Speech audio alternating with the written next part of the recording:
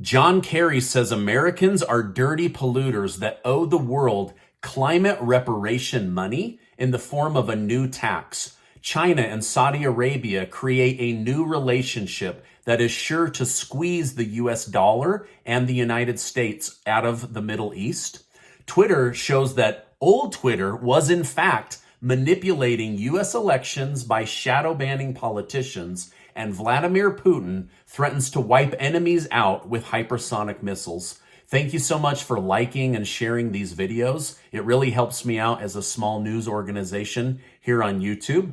Also, there's a lot of really big stories, so stick with me to the very end of this video, and please consider sharing it with family and friends on social media. Also, at the end of this video, I'm going to tell you about my friends at Mr. 1920 Soap, so I'll do that at the end, though. President Biden's climate change czar, John Kerry, recently sat down with a reporter at the Washington Post to talk about how awful and dirty Americans are when it comes to pollution. Now, to be clear, the United States and Americans are some of the smallest polluters in the entire world. We make tons of clean energy, and the carbon-based energy we do produce, such as natural gas, oil, gasoline, shale, etc., is produced in the cleanest way possible. So these are John Kerry's words, not Stephen Gardner's. Now, John Kerry in his interview said he would like to see the Biden administration force a pollution reparation tax on all Americans as a fund to give money to other countries as a way of saying we're sorry for having cars, using electricity, heating our homes, or having a warm workplace or an air-conditioned workplace. John Kerry says Americans owe reparations to the world for our luxury lifestyle. Now, John Kerry never once mentioned how much pollution China generates each year compared to the United States. He also never talked about how clean our energy production is compared to China. He just shamed Americans for wanting a car or a warm place to live. Now, Kerry also said, not only are Americans dirty polluters, but we must rush the green energy agenda at 6 times the current rate to make up for our crazy, unrealistic, energy-consuming lifestyle. He also said we need to rush electric cars on the American people at 20 times the current rate. So basically force you to buy a $60,000 electric car and force us to upgrade the energy systems in order to comply with what he believes is best. So basically, Americans are killing the world by being dirty polluters. Kerry also wants the United States to join the methane pledge and to significantly reduce the number of cows allowed in the United States and to reduce the amount of meat that Americans are eating. These farting cows are killing the world, and America is the #1 killer, right? Now, we're seeing this happen right before our very eyes over in Europe, where they're forcing farmers and ranchers to kill their animals and close down family farms, some of which have been in existence for hundreds of years.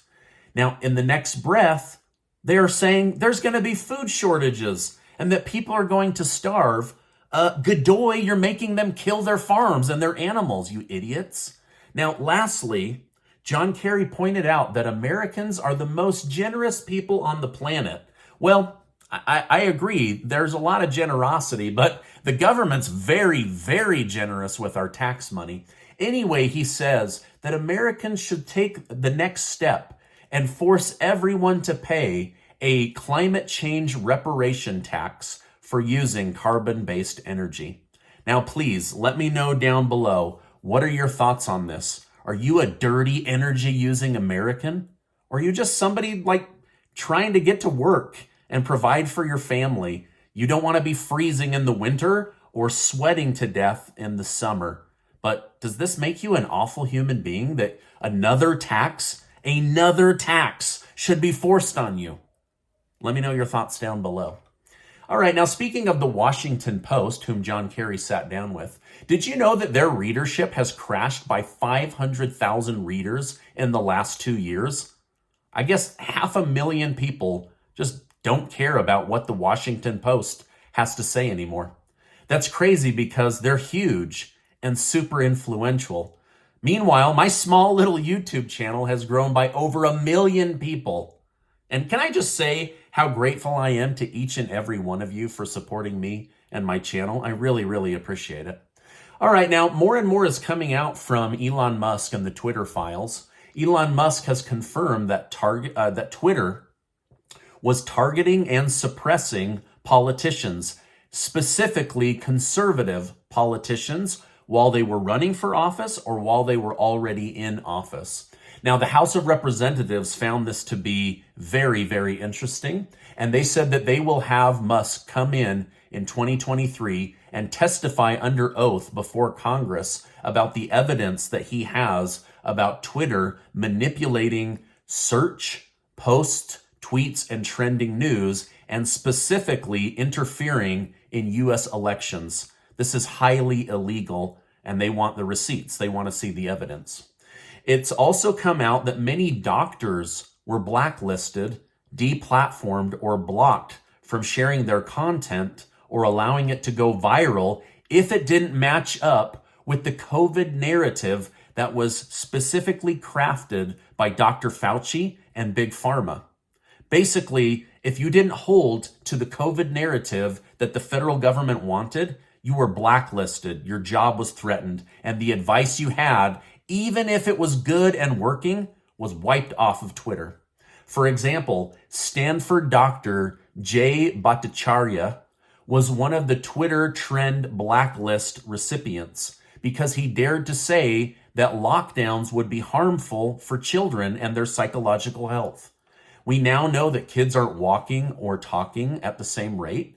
We also know that at every level of education, kids are severely behind in reading, math, and social skills. But he was blacklisted for daring to say this would be damaging to children because Dr. Fauci promised us on every national TV interview that it would not harm children, that they would be okay. And now we're finding out just the opposite. Now, the White House continues to deny they had any influence or involvement in the censorship of political rivals, COVID information, a president's son's behavior, or illegal business dealings. They're saying, what are you talking about? We didn't have this. But I believe that this lawsuit against the federal government is going to blow open the doors and show that they absolutely were manipulating each and every one of us. Now, new data coming out shows that Governor Ron DeSantis of Florida is rising as a Trump contender for president in 2024.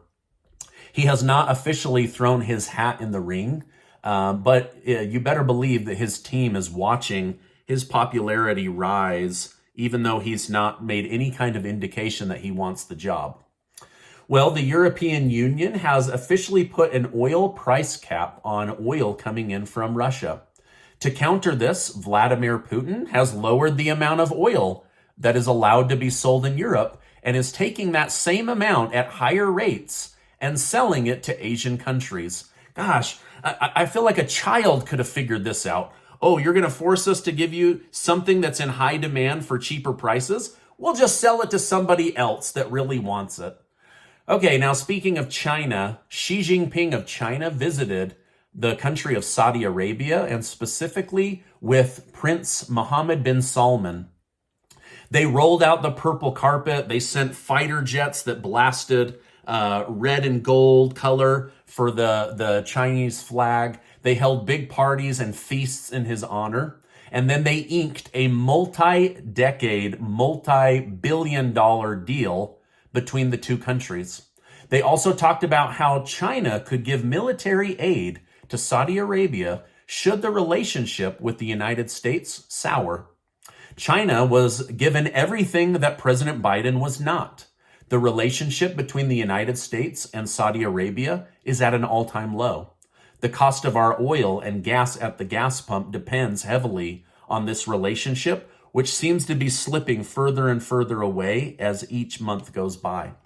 Not only did this meeting with Saudi Arabia and China put Saudi Arabia on China's Belt and Road Initiative, but it also increased the chances of Saudi Arabia joining the BRICS nation, dropping the United States dollar as the world reserve currency. And people in Saudi Arabia are now saying in the next 5 to 10 years, they may not need the United States at all. I promise you, this is going to hurt the United States, and it's going to make gas super expensive. Now, on top of all of this, Prince Mohammed bin Salman likes the president of China and despises the president of the United States.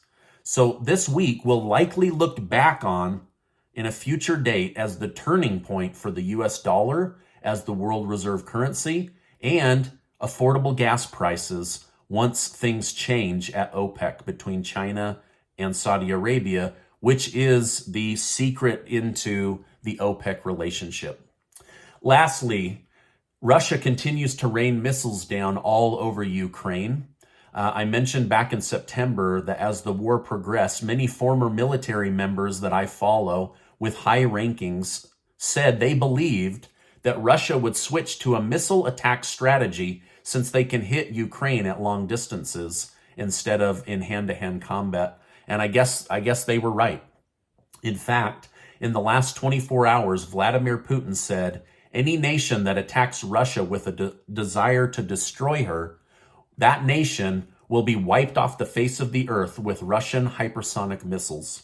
Now, this former military group that I gather intel from on your behalf said it's never good to assume Vladimir Putin is bluffing when he makes threats like this. So this is upping the chances of World War III. Now, the United States has quietly changed the ability of their long-range missiles so that Ukraine can't continue to fire them into Russia and provoke World War III. The Pentagon says we do not want to kick off World War III by having Russia say, these were United States weapons fired into the heart of Russia and escalate a global catastrophe. Wow, lots going on this weekend, right? Not light reading like you thought. And you guys, this isn't even a fraction of what I read and researched today on your behalf, but I wanted to share it with you because these are some major, major stories. Okay, now on some lighter news, Christmas is fast approaching. Last year, my favorite gift that I gave away, and as a stocking stuffer, was Mr. 1920 soap. It smells good. It leaves your skin soft and clean. You will absolutely love it. Here's one of my favorite, oat milk and honey. Oh my gosh, it smells so delicious. And these bars of soap are big. They last for a very long time. Look at that. Look how big that is. And oh my gosh, it really does smell like oat milk and honey. So anyway, Mr. 1920 soap is created right here in the United States, and you would be supporting a small business in the state of Texas, which has literally allowed me and Casey to give away thousands and thousands of dollars in cash to people right here in our YouTube community. So if you want an amazing gift that smells good, leaves people's skin clean and soft, then go support Mr. 1920 soap. They just lowered their prices by almost 20%, and I'll make sure to leave a link down below. Also, while you're down there, take 20 seconds to get your name entered to be one of the winners of the $15,000 in cash that Casey and I are giving away thanks to generous video sponsors and business partners and other YouTubers right here on YouTube that want to see people in the community get some help right before the winter holidays. And I'll make sure to leave a link down below. Now, before you go, I want to remind you that you are amazing. I really appreciate you stopping by today. Make sure to check out this super important video and get subscribed to the channel. If you've been watching, hit that subscribe button and give this video a like. I really appreciate you stopping by today, and I will see you on the next video.